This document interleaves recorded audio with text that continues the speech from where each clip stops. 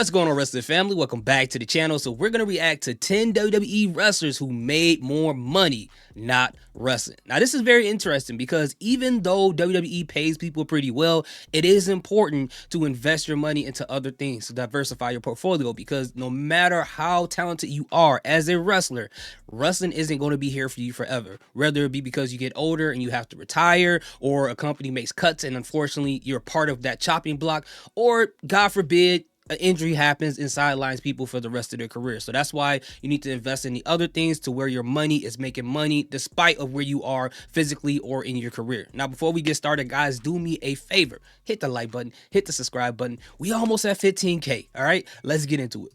10 WWE wrestlers who made more money not wrestling outside of WWE. Number 10, Mandy Rose. Yeah. Mandy Rose had an incredibly controversial WWE exit, as Rose was cut from a WWE contract due to her posting adult content online. Since her release, this content has resulted in Rose making an extraordinary amount of money, with her fan time account reportedly earning over $1 million. Rose discussed her new income during an appearance on the Power Alphas podcast, and according to the former NXT Women's Champion, one individual spent over $50,000 on her content. I've had one person, I won't say names, one person, and on this fan time, spend $55,000 on me. So I'm like, wow, what does he do for a living that he's able to spend this kind of money on one person? Good question. $55,000, and it was definitely over a little time period, but it was wild, so thank you. So it is kind of crazy. $50,000, bro. That is crazy. And you got people, and here's the thing.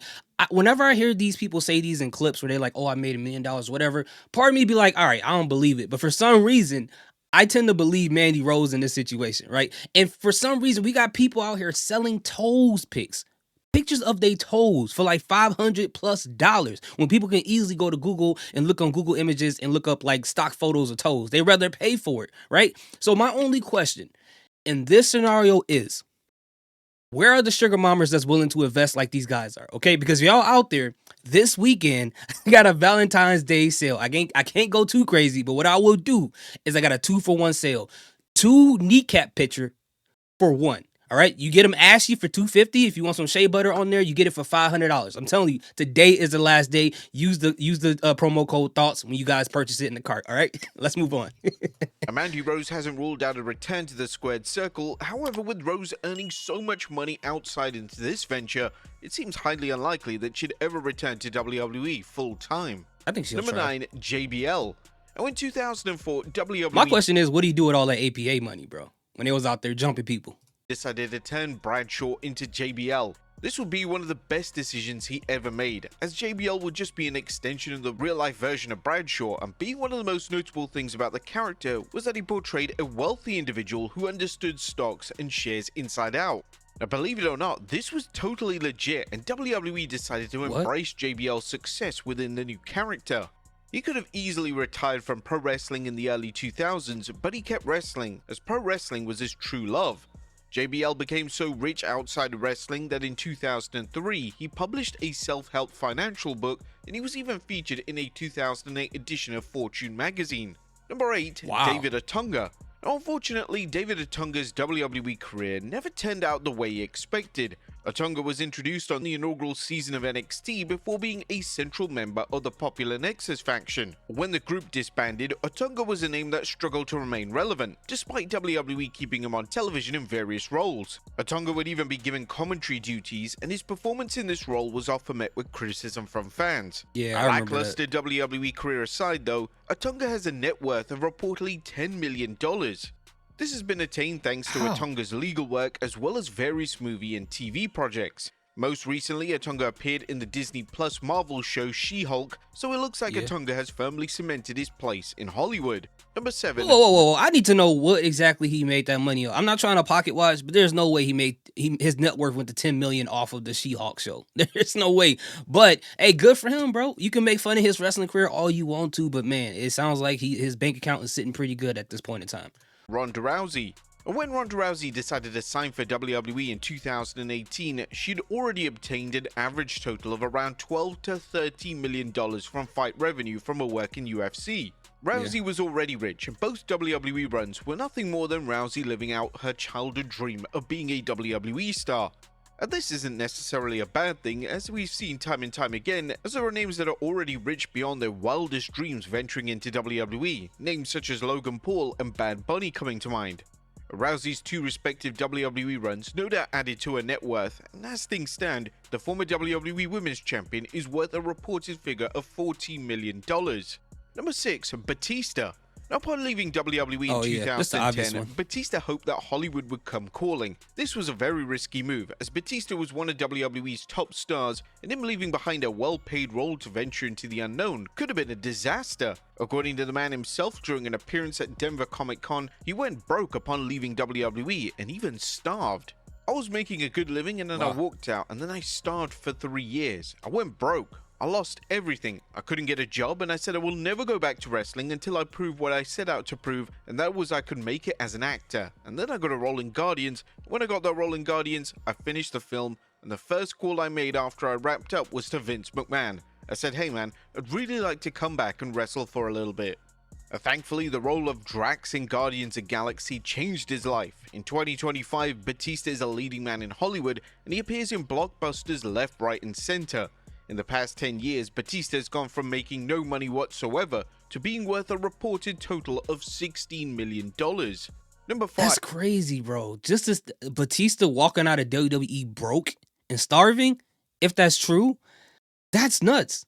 That is crazy. Now, here's the thing. He's had some pretty good films, going from Guardians of the Galaxy. Even, I don't know if you guys ever seen that movie, Knock at the Cabin. That movie is crazy. That is crazy. So my question to you guys, do you think that Batista is the best best wrestler turned actor, even over The Rock, even over anybody else you can think of? Do you think Batista, not because of how much money his movies have made in the box office, but just strictly off of acting? Let me know in the comments, guys. I would love to hear that. 5. Kurgan.